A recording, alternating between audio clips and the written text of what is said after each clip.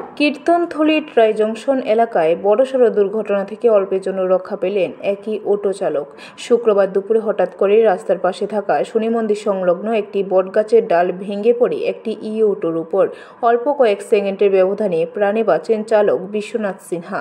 প্রত্যক্ষদর্শীদের বক্তব্য অনুযায়ী বিশ্বনাথ সিনহা তার TR02C2538 নম্বর অটোটি চিরাকুটি থেকে কীর্তনথলি এসে রাস্তার পাশে দাঁড় করিয়ে যাত্রী তোলার অপেক্ষায় ছিলেন।